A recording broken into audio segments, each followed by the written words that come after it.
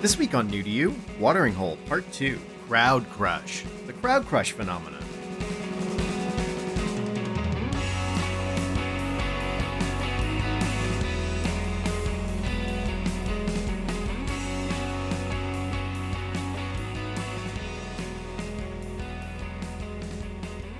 Hey everybody, welcome to another episode of the New to You Show. We are continuing our topic of watering holes. I'm one of your hosts, John Holt. With me this week, Julian Cage. And returning guest, Casey Drogan. All right. So last week I brought us Deep Space Nine and awkwardly talked about space races paralleling to terrible human racial stereotypes. And this week we're going to get into some more comfortable territory with the phenomenon of crowd crushing. Before we get into Casey's pick on that, the New to You Show is a review podcast where we talk about something under a topic. Everyone goes and researches and reads and explores it, and we goes and experiences it. So this is a tough one. We lost Keith in this experiment of experiencing crowd crush. Yeah, he's normally our third co-host, but he unfortunately couldn't make it again this week because he was crowd crushed. Keith will be phoning in from the hospital. Where he's currently, That's right. He was pressed. A crowd of 3 or 4. Mm-hmm. It's quite. We all tried to rush into the recording studio at the same time, and sadly, he was at the bottom of the pile. That's right. That's right. So let's get right into your pick, Casey. Let's do it.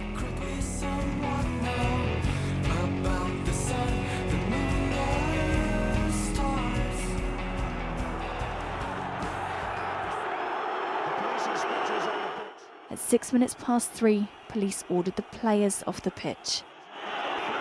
But it still seemed they hadn't grasped the scale of the tragedy unfolding before their eyes.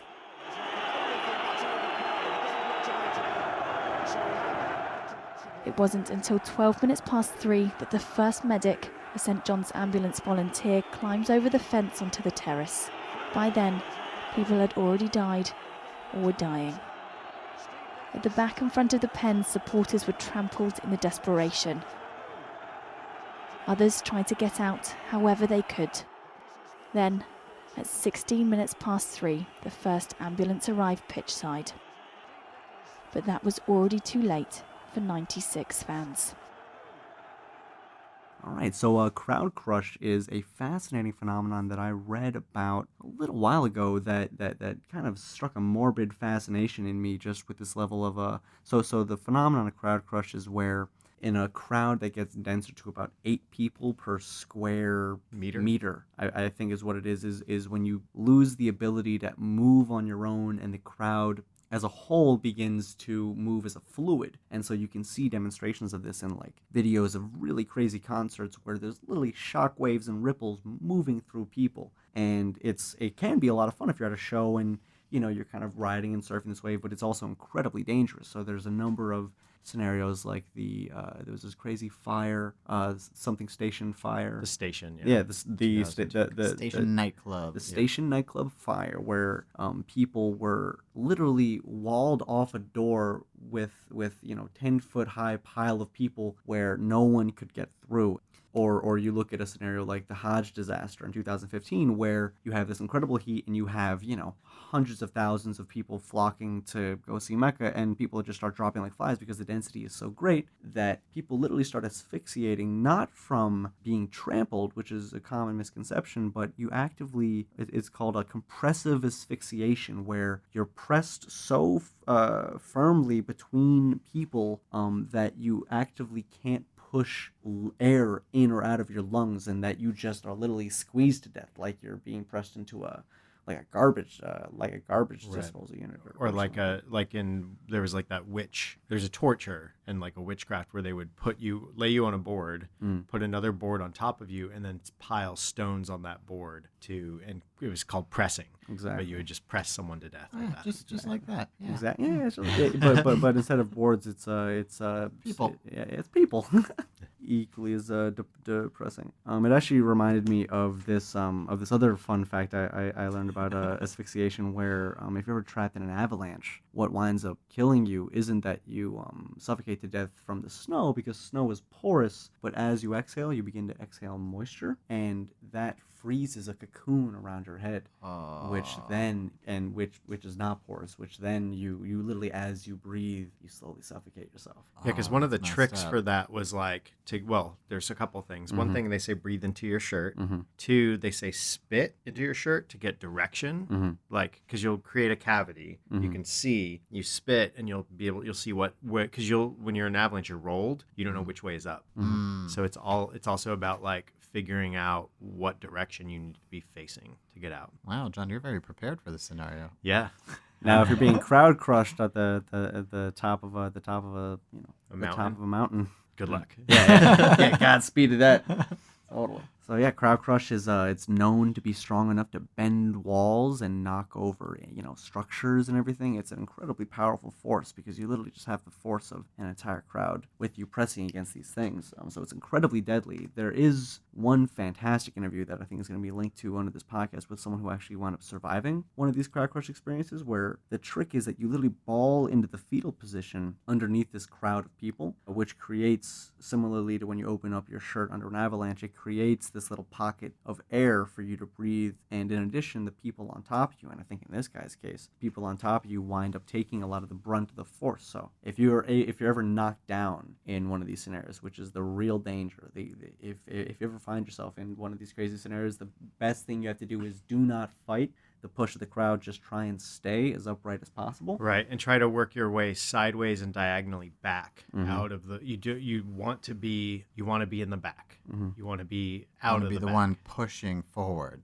No, That's where you want to be. you want to be the one angling back You want away. to be the person in the back that's like, "Hey, what's going on? Hey, hurry up! I want to get I in." gotta get Yeah, out yeah. of here. I'm gonna get burnt. And then, like 2 hours later, you're like, "Oh, I killed a bunch of people. Oops."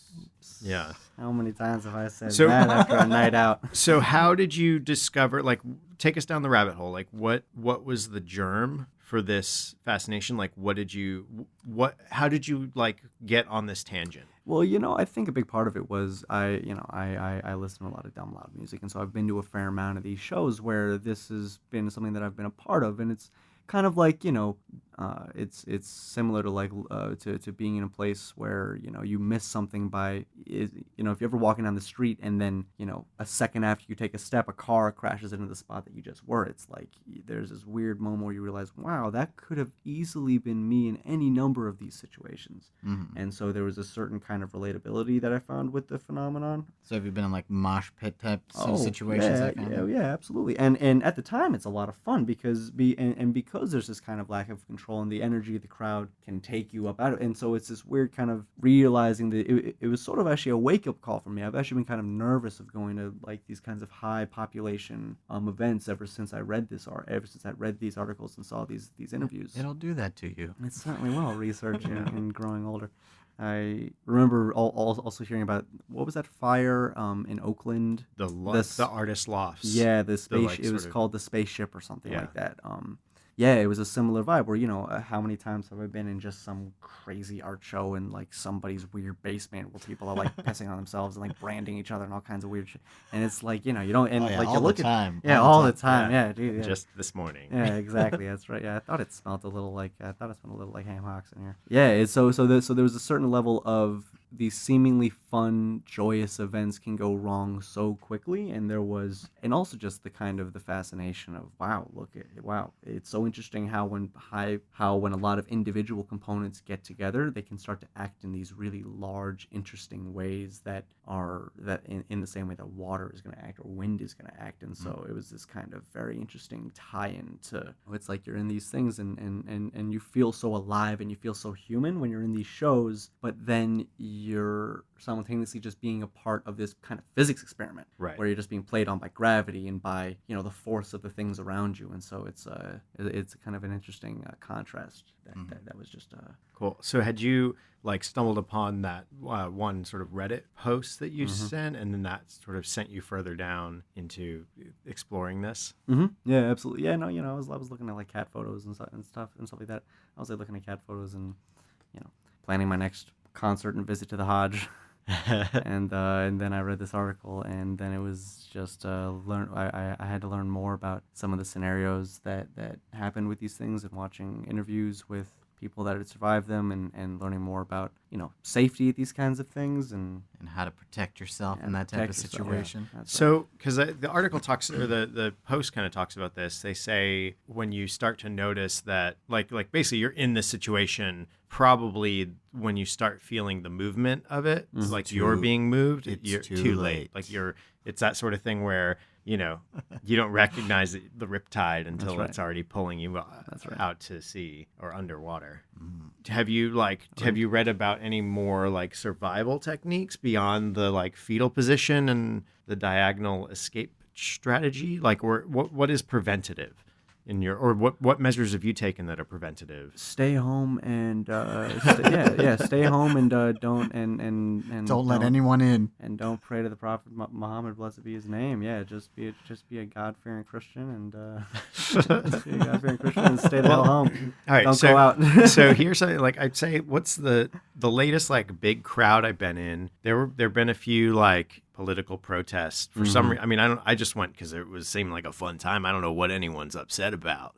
This is an amazing administration. No, there's something going on in the world that makes a lot of people not super happy. So I'd say like getting out and like in moving crowds, the closest I've been have been some of these like protest things where they're gated off areas and a flow of people. But it seems, thankfully, that I've been at least in areas where there's not someone pushing on the back of you, kind of thing. Right, or there's enough outlets around to let you out. Yeah. And I'm trying to think of like times when I've been like maybe the closest, again, concerts where that press, like if you're in the front third of an audience in a pretty packed place, once the opening band comes on, after the opening band is wrapped and the headliner comes on, there's usually a real press forward. Like everyone in that first third condenses, and most of the people in the club sort of hit the floor and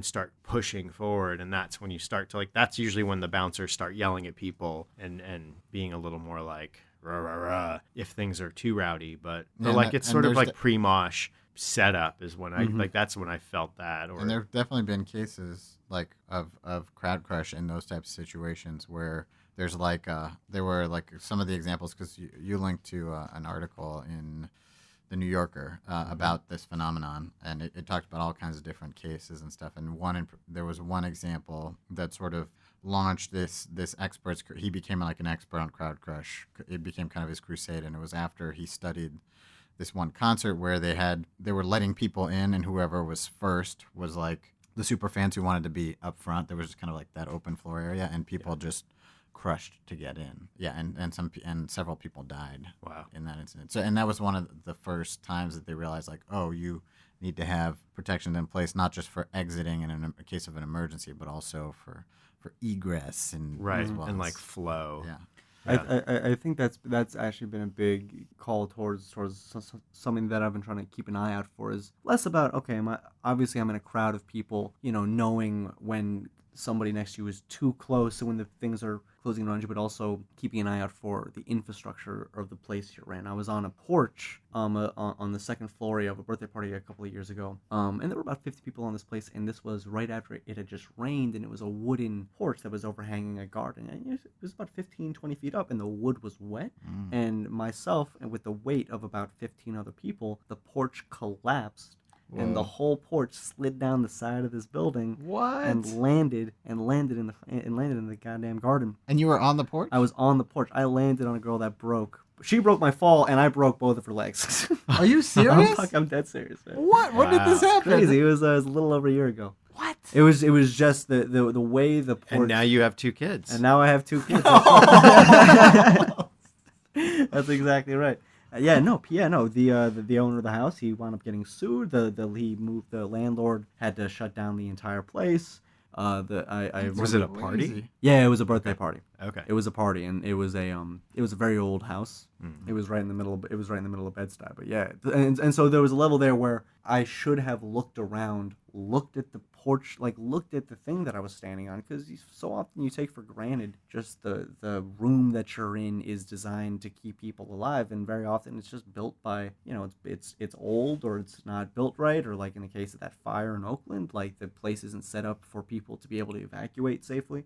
And so that was a real, every time I walk into a place now, I'm always looking like, okay, how many people are in here? What's the floor made out of? You know, is there a place that I can run? Is there a girl with, you know, is there a girl in a wheelchair? Is there a girl I have a crush on? Is there a girl? You had a crush on her? Huh? Did you have a crush on And her? that's actually how I met my wife. It's actually, yeah, exactly. That's crazy. Did That is very you know crazy. the woman who you landed on? No, she was a stranger to me. Wow. She was a stranger to me. Have you- She's one of the women who sued him. Oh wow. Because the way the porch fell, so there's the wall of the house, and the porch obviously sticks out, and then as it fell, the side closest to the house slid down and then tilted Oh. up, like almost like it's sandwiched So- against the house, like a closing Oh. pizza slice. And I was on the very edge, so I kind of just slid down. But But the those- people closest to the They wall were in the wedge. got ground up in the wedge and then landed on by everybody that was closest to the edge of the thing. Oof. It was That's pretty brutal. it was pretty bananas. And did you stay in touch with anybody? Oh Uh, yeah, I'm good friends with the guy whose birthday it was. He and I still talk. He's still dealing with the legal repercussions of the whole thing. Was he sued? Is that Yeah, well, you know, It was it was his- an interesting. They had to sue him to get to the landlord. It was like it's a got weird, it? it's a So weird, he was like a messed up. go through. it's a weird tenant thing. Yeah, he's Okay. dropped way too much. Yeah, he's dropped way too much money on legal fees on all that Wow, stuff. that's crazy. Yeah, it's pretty bananas. Whoa. But the best part though was in the aftermath, right after everything happens, you know, we have all these police coming. There's this big chain link fence next to the yard, and my buddy, who was just on the street, wanted to be helpful. He wasn't even on the porch. He was just like across the street. He runs up and tries climbing over the chain link fence and just falls and like totally fucked his face up. Oh no!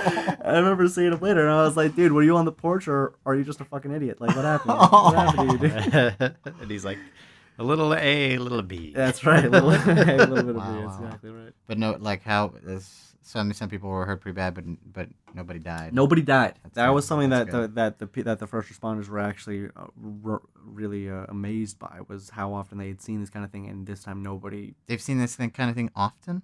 Yeah, often enough. I mean, you know, when you're in that kind of thing. Well, I mean, this is a city where whole facades of buildings fall off. That's You true. know, and like, That's true.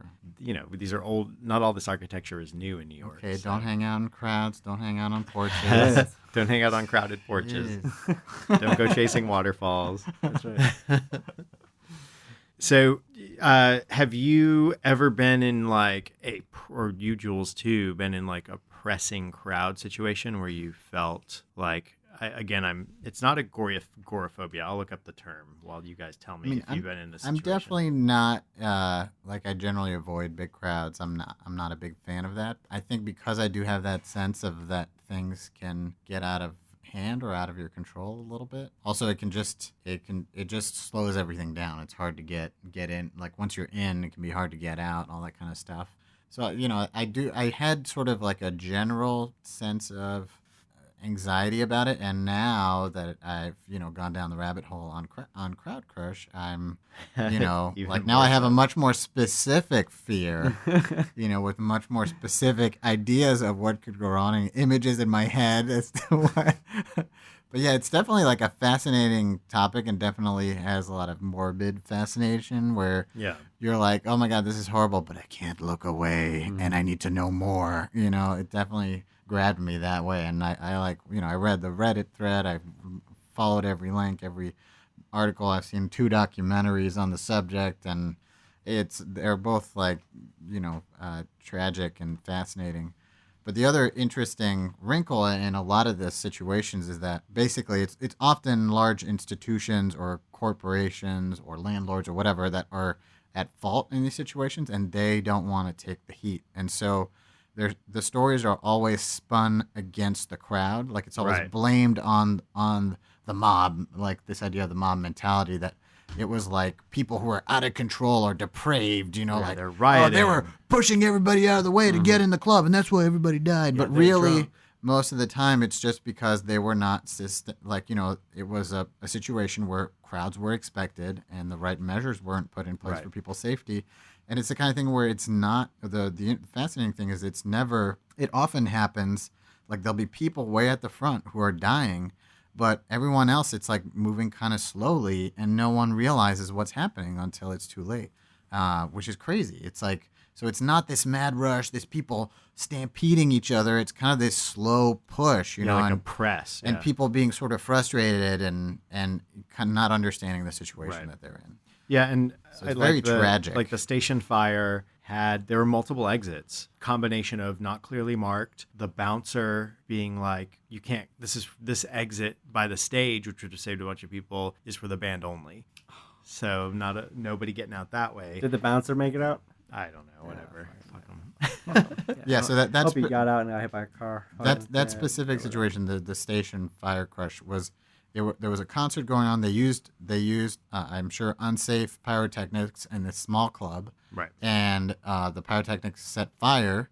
All of a sudden, it was sort of like everybody was like, "Oh, this could be bad," and everybody made a mad dash for the door, and unfortunately, And all went only for the one same door, yeah. Yeah, and I can see why in a sense, like it wasn't that big of a club, and you would kind of think, "Oh, everybody can get out," but And this is what is our, like, not clearly marked exits. Yeah. It's like a standard, Yeah. standard bad practices kind of But stuff. I think too, I think in that scenario, like, you know, oh, fire, must get out. You turn around and you're like, oh, I'm just going to go back where I came from. And I think that was what everybody's mind was in it.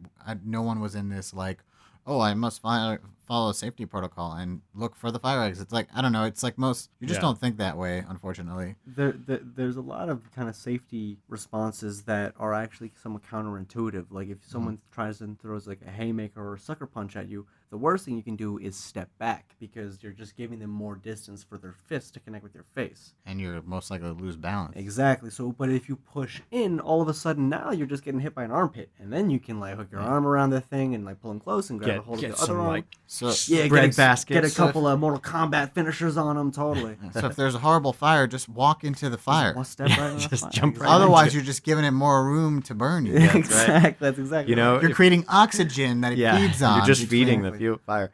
No. If say 30% of the crowd just walks straight into the fire, then the rest of the crowd has no room to worry about crowd crush. That's right. Just In thin fact, out- if just they all thin out jumped herd a on the little bit. fire, it would have gone out. Exactly. See, that's the beauty of the internet is it raises awareness about all these topics, and now there'll be a couple people in the crowd who'll be like, you know what? I've read, I've been down the rabbit hole on this.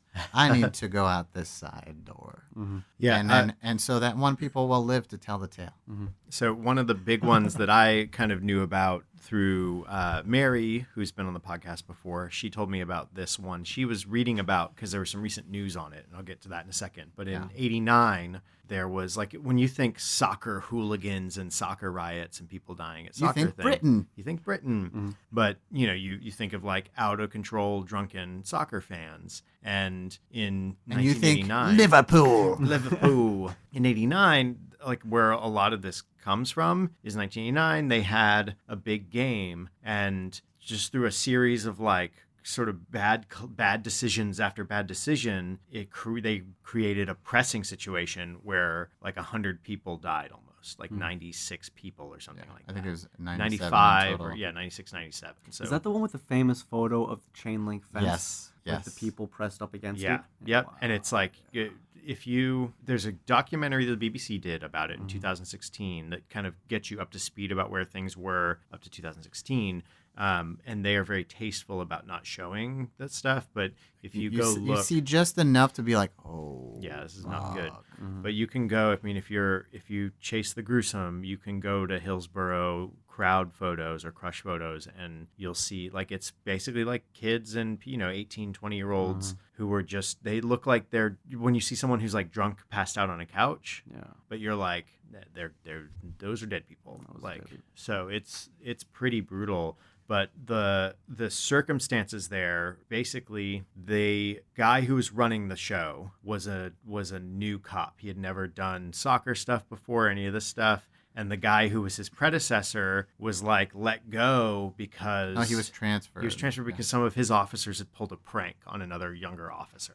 So that was just like something that happened a little while prior. And the year before this all happened, in like 88 or something like 87, 88, there's a similar like very crowded situation, and the police like handled it really well and like just kind of said, you know what, come in, spread out, blah blah, like we'll get you sorted. But after that, there was some like weird decision made about like restructuring the pens where the people were like put, these sort of standing room only seats. And then this new guy who hadn't done soccer stuff before, and these cops, like, so there was no real good plan in place. And they get to the point where there are 10,000 people trying to get through 7 turnstiles to get into this place. And so that would have taken 4 hours, and the thing would have been half over, the soccer game. So, and there's a crush of people trying to get in there. Then, so what they do is they open this gate to the side gate and just let people in, like 1,800 people just pour in through that. So that kind of lets the pressure off in that area.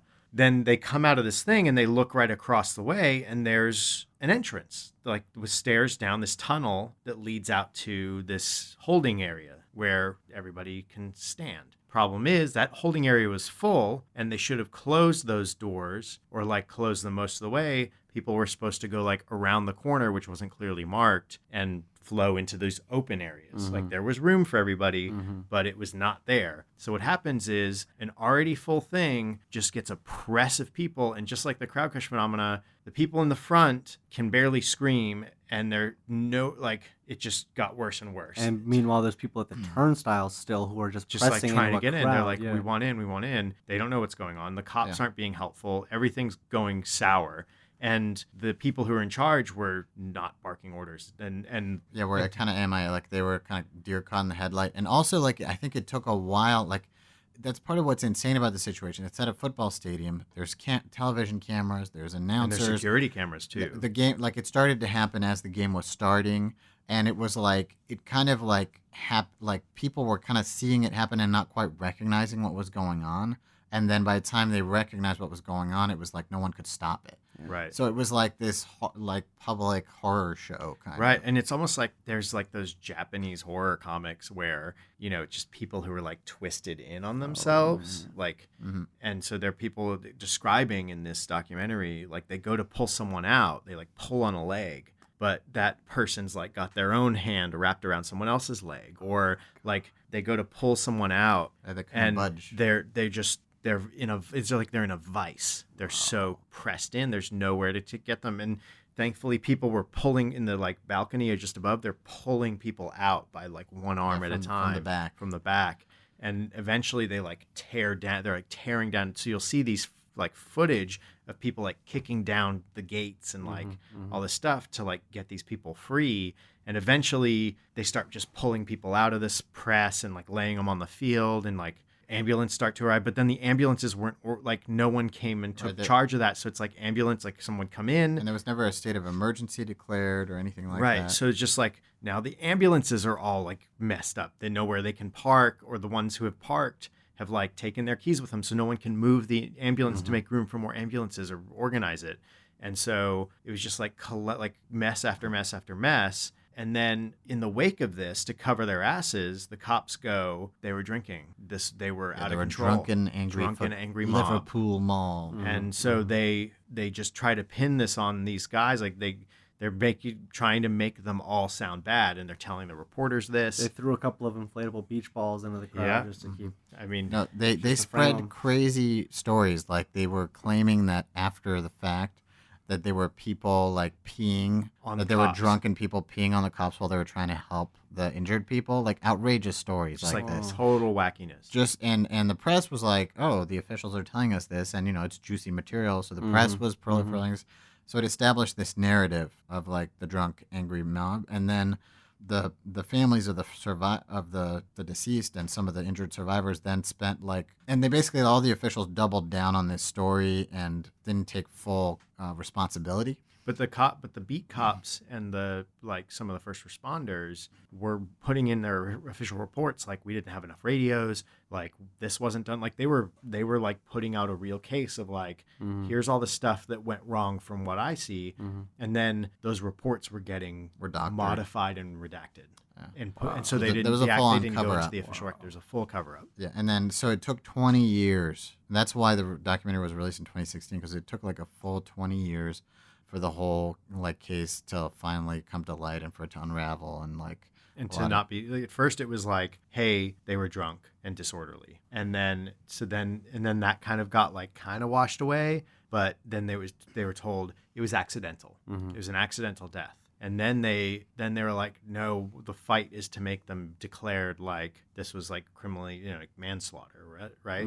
And so, but the challenge was manslaughter, but not the crowd's fault. That's what they needed to get to, and that's where they ended up. Like that, these were not accidental deaths. These could have been prevented, and it wasn't the crowd's fault that it happened.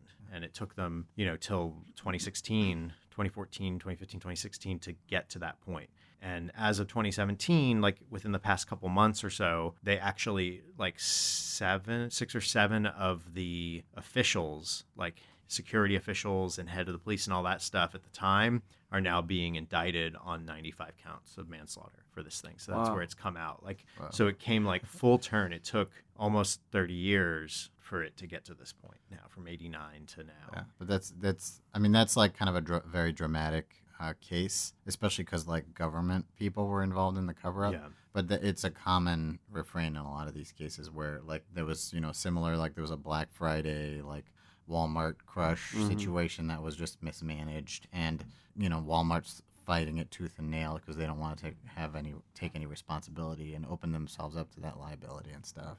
And even like the Hajj examples, basically it's a high holy place, Mecca. And part of every Muslim needs to go there once in their life. Like it's a place you make a pilgrimage to, right? That's like I'm not an expert, so I'm just quoting what little I know. And so it's a 4-day festival, and there are certain things that you need to do. Like you need to throw rocks at a certain thing. Like there are certain rituals you perform. It's kind of like to play hacky sack with a guy in a Muhammad. Right. You gotta. There's like certain Elmo certain suit, rituals Muhammad that suit, like it's a you Mickey need Mouse to suit. maintain, and You gotta get your the photo problem with Mickey is Mouse. there are hundreds of thousands of other people also who have to go through the same rigmarole. They're supposed to follow the same ideals and ideas and do that same stuff, and so you just get these choke points where tons of people are doing this stuff at once, and then once a lot of them are elderly and Yeah. old people, Yeah. and frail, and they're not in their 20s, and it can be heat, like and very hot. Liverpoolians. Yeah. And what's crazy is, it's that one's like every 2 years people die. Well, yeah, it's like every time they have it, there are hundreds like of people who die, and that one, the cover up there is because it's a religious observance, and they just try to like fold that under a little bit. Like they don't want it reported out as much. That's not the point of this thing to them, but it I does think, get Like, reported. what are you gonna say? Like, we I can't think- have the Hajj anymore? I mean, Yeah. it's a holy place, a holy ritual. I think it's clear that God's chosen them. It's their time. That's right. That's true. They had the Lord had a crush on them. Well, it's interesting. This morning I got off the train and I was transferring, and I noticed that I was getting slowly pushed from the center of the platform towards the edge of the platform. Ooh. And there's this level where, I've only been in the city for about 7 years now, as people that have been here since, for their whole lives. But, this city is getting more crowded, other places are getting more urbanized, and this is definitely not just a thing that can happen, in a concert that you're going to or at some big event, but it's, there's a big push now with de Blasio and the sidewalks getting too crowded in places like Times Square, and they have to Right. keep opening up new areas because there's Yep. just so much people just flooding all of these Right. flooding just general public spaces. And so it's not just about, keeping an eye out for the exit when you walk into a concert hall, but it's also about trying to stay wary when you're just in a public place or in a Right. city. I mean, there's a certain point now, like there's signifiers, like I guess it becomes sort of second nature, but okay, this platform or this like station is too crowded. I am not going to get on it. I'm not going to enter this area because it's just too, like you start to realize like, yeah, okay, it's half full right now, but you just can't risk the fact that it's going to be full shortly thereafter. Like, and this is New York, and you look at, there's been like some pretty big train issues, and you look at some of those pictures of like those stations with like the internal little like bridges between the two tracks. Have you seen those? And but basically like because of some of the stations like uptown a little bit were all messed up because of delays and that derailment that happened. You just look and there's just people everywhere just filling this thing to the point where one of our coworkers, who has also been on the show, Kristen, was like, she was going to that station and looked and saw that there were people like who couldn't, like, there were so many people that there were people on the stairs to get down into the station kind of Wow. thing. And like you couldn't turn the turnstile. Wow. So she didn't go to that station, but That's definitely a crowd crush situation. Yeah, oh my God. But there were so many people not going to that situation that there was also a crowd starting to form at the other station that she could have gone to, the other train line. Mhm. So she just walked for a bit, and I don't know, I forget what she took a car or what, but she just avoided those situations entirely. But yeah, like this is New York. It's like, even though a movie's been out for 3 weeks, it's going to sell out. So like there's just so many people. Like it's unimaginable if they were to all like try to, like, that's when they talk about evacuations, like, why didn't they evacuate Houston? The big freak out is the last time they tried to do that, there were people like died because they were stuck on the highway for days or whatever, because it just becomes a blanket of cars. You know, it's a different phenomena, but it's just, we just don't have infrastructure for that. Yeah, in New York City, like the only way in or out is bridges. Mm-hmm. Yeesh. Well, you just blow up the bridges and we're stuck Yeah. with the zombies. A bridge or a box, the only way off the island. I think my exit strategy though has been to like go towards Long Island, like go out to the tip and just swim. Spend a weekend To out in Ireland. Montauk. Yeah. Yeah, just go the opposite way. Yeah. And, you know, I got a lake house up in, Lake Winnipesaukee. You just need a little inflatable raft Yep. by water. That's right. In fact, there are people who What's a have flood if you got a raft? I get it. there are people who have rafts as like their like New York escape plan to like take their raft, like having your Zodiac or whatever it is, and as your escape route to get to Jersey or to whatever, in case, like, how fast can you paddle when the nukes are coming? But I don't know. No, it's tough to store emergency gear in a small apartment though. That's right. But cyanide pills very small. Very small. You can fit them anywhere. But don't confuse them with the Tylenol. Oh, I got a killer headache. Hey. So where would you recommend people go to learn more about crowd crush phenomena? Where would you can point them? sure. Well, you can start by Googling the phrase crowd crush. You can look at some of the examples we talked about, like the station fire or the 2015 Hodge HAJJ. Yeah, that's about it. There's a number of phenomenal articles. Or you can go So- to the New to You Show podcast website. Right. Which flavor though? Orange, grape, or crowd? Which crush are you?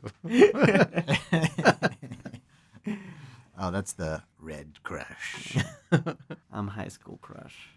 I'm ecto cooler. But yeah, Yeah. fascinating topic. Oh yeah, so how did water cooler water cooler? What are you talking This is a water cooler Ecto cooler? podcast. No, where did the watering hole? How did watering hole lead you right. to crowd crush? My goodness, right? So when I got the notification that the topic was going to be watering hole, I was like, all right, watering hole. Gee, I was thinking about doing something with animals or I didn't know what. And then I Googled the definition and the first thing it said was a social gathering. And immediately I was like, social gatherings. What's interesting about that? I started thinking about, standing by the old watering hole, standing by the watering cooler in the office or something like that. And then I remembered this little article that I had read about the phenomenon of large social gatherings, and I extrapolated from, a small social to an extremely large, deadly one. Was kind of how I thought about it. It was based off the definition of the word. And also, liquid crowds. Yeah. Crowds. That's right. Liquid crowd, man. Everybody's doing it. Fluid dynamics. Just add water, bruh. You kids want to get wet. Come out here on my porch. Ride the porch. That's right. I had to pour it all the way down.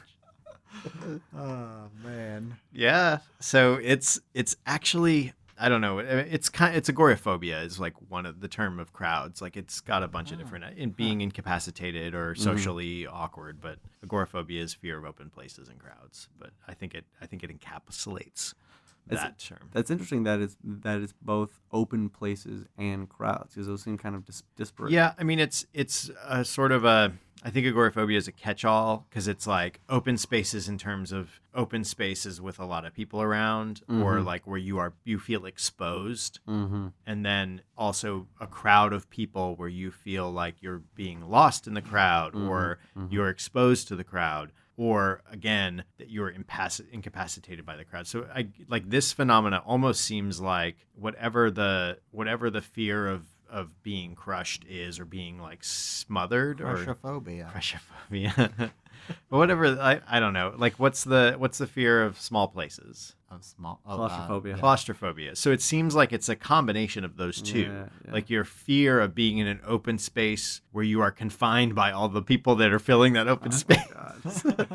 Because it's almost Yeah, I The would worst of both worlds. I would describe the crowd thing as more of a claustrophobia thing. yeah. Because that's what it feels like. But It's see, that I not guess being able to get out, closing in around you. Yeah, but I guess the difference there. So if you're like, like those dudes, like, you know, when you see someone like worm crawling through a tunnel under a mountain or whatever, Yeah, that was and a that terrible starts idea. to like, you know, and they're like, oh, I'm stuck. You know, that claustrophobia is the Yeah, I've sort had of sex like before, you know. the thought of the thought of like above you somewhere is this massive rock and there is no out. Like you are simply stuck. Versus in this situation, the out is above you or just over there if you could just get out of this situation that you're currently trapped I in. just got to learn how to fly. Yeah. And I wouldn't be so afraid of crowds. The boy who could fly, the only survivor of the crowd crush. But what if everyone could fly and they're in formation and you're all really stuck together? Oh, man. Oh, dude. We're all trying to fly You're like out human the raindrops. We're all trying to fly out the same skylight. That's You the get- flock crush. That's the flock crush phenomenon. Flock crush of seagulls. All right. So thanks. Good pick, Casey. That's a great water. Fascinating topic. Yeah, it's it's fun. it definitely like turns the stomach a little bit. It makes you question whether you should go outside Yeah, right. or when you're forced to, what you're gonna do. That's right. All Or right. if you should invite so many people over to hang out on the porch. You know. Well, I mean, if you want to, if it's cheaper than hiring a demo crew to take that porch off. Yeah, that's exactly right. Just strap pillows to yourself and wear a snorkel. I'm sure you should be all right. Yeah, that is a crazy story. I can't believe that's not the first thing you told me today. Oh, yeah. What you been up to? That would be my first This is on a answer. porch that fell off the side of a building. Yeah, I broke two girls' ankles. Breaking your ankles, both of them. That's a brutal. real deal. That's like wheelchair for like 6 months. Yeah, Oh, that's crazy, brutal, yeah. and that's a hard one to deal with. Was that the? I'm too morbidly fascinated by everything now. I'm asking probing questions. I want to know like all the list of all the injuries. Yes, What should I be afraid of? Was it multiple hairline fractures?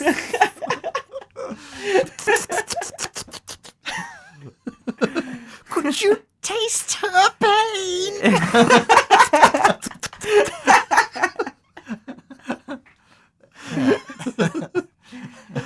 Tasted orange crush.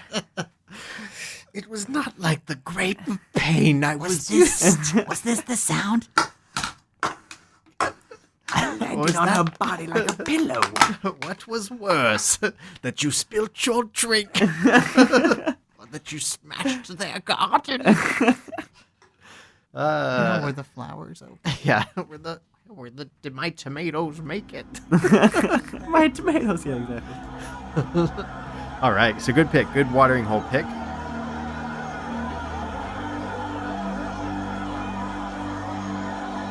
Fans and back are unaware of what's happening as the wall of people surges forward.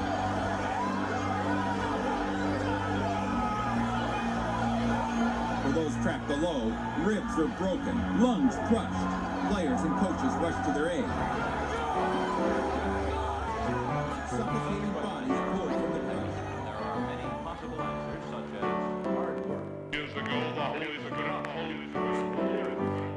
Feel I'm alone in this hole of existence. distance. I know it takes time, but I'm losing my persistence. The distance is too far to fetch, so I sketch on. Hey everybody, thanks for listening to another episode of the Need You Show. I was one of your hosts, John Holt. You can find me on Instagram at board_ghost, and you can find me on Twitter at Lord Joho, and you can find my other podcast where I play nerdy role-playing games at boardghost.com. Jules, where can people find you? You can find me on Instagram or Twitter at beautiful Jules, Jules Jules. And how about you, Casey? Where can we find you? You can find me on Instagram at casey.drogin, Drogin, and Casey spelled like it.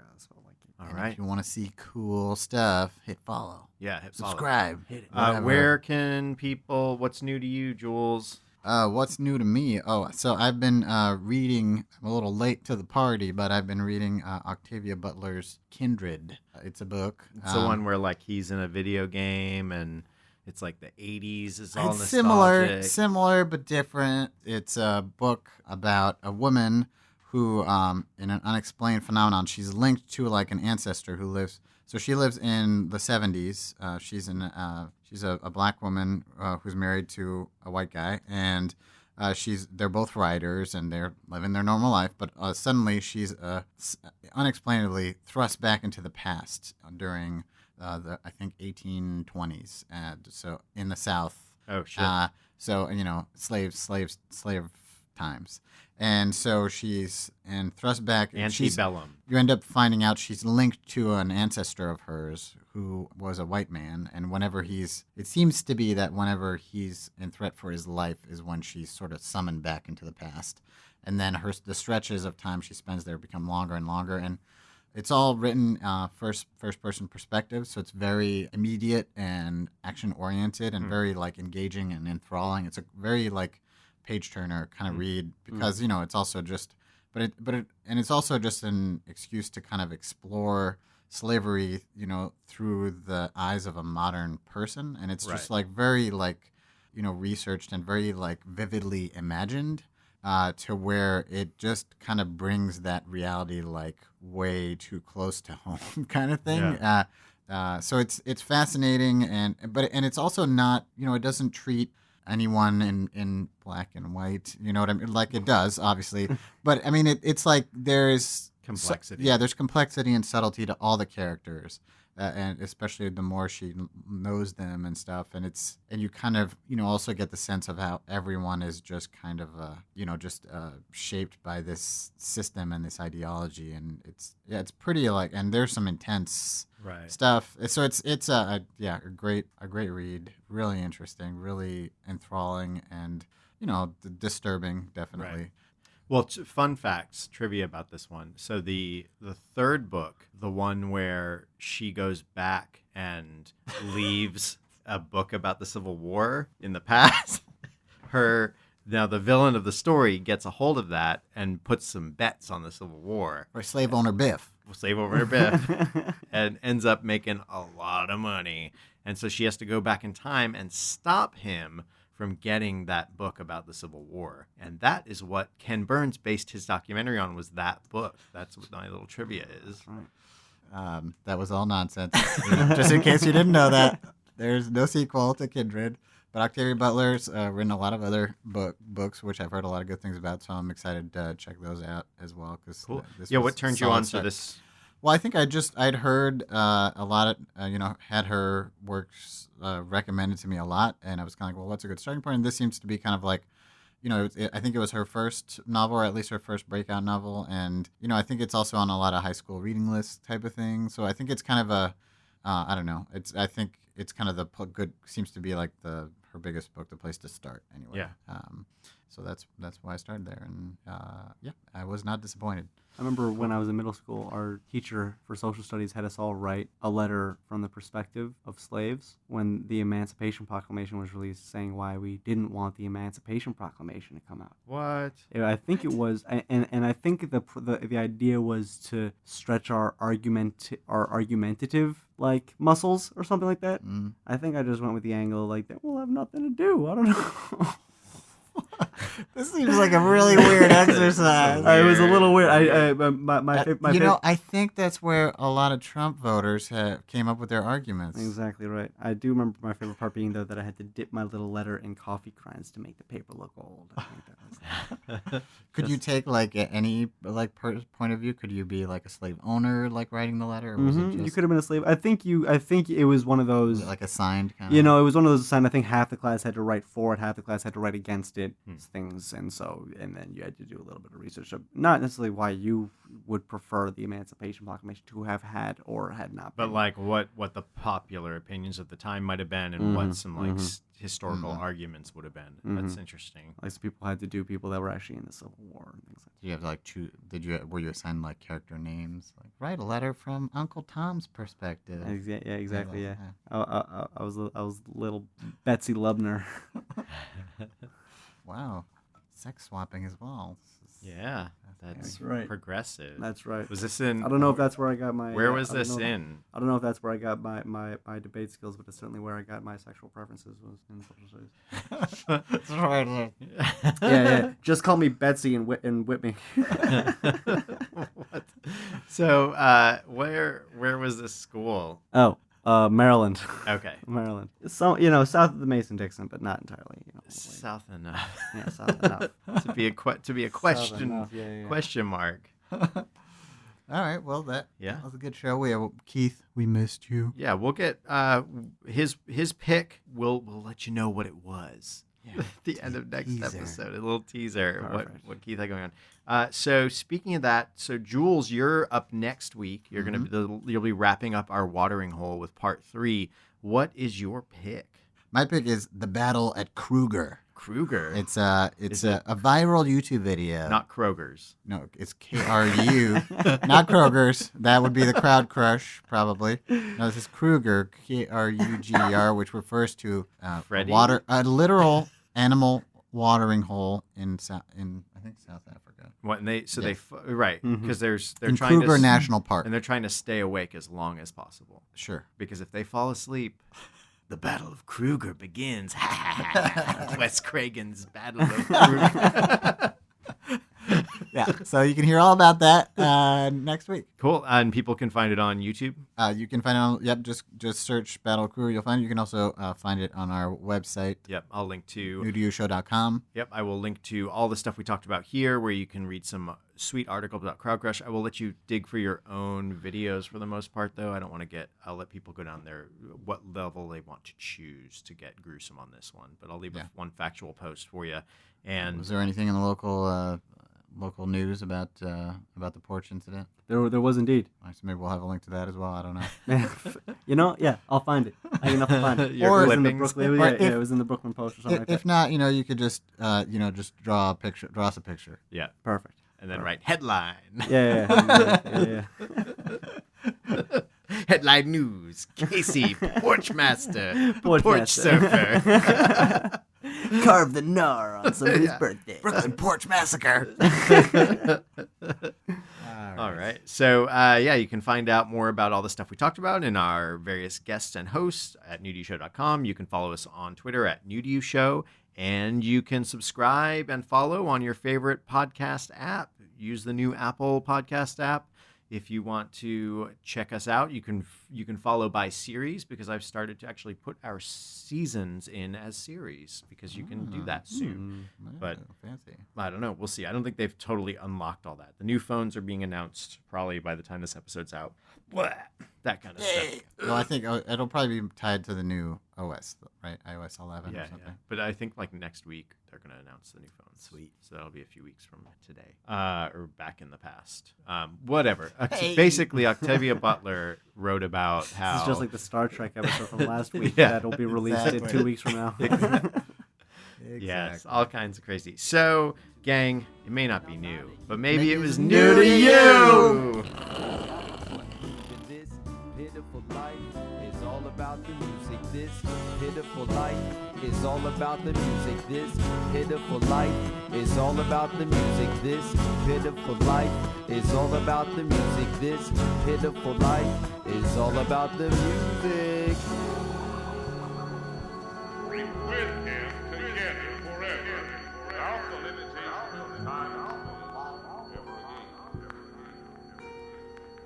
second coming of the Lord is not near. They're two separate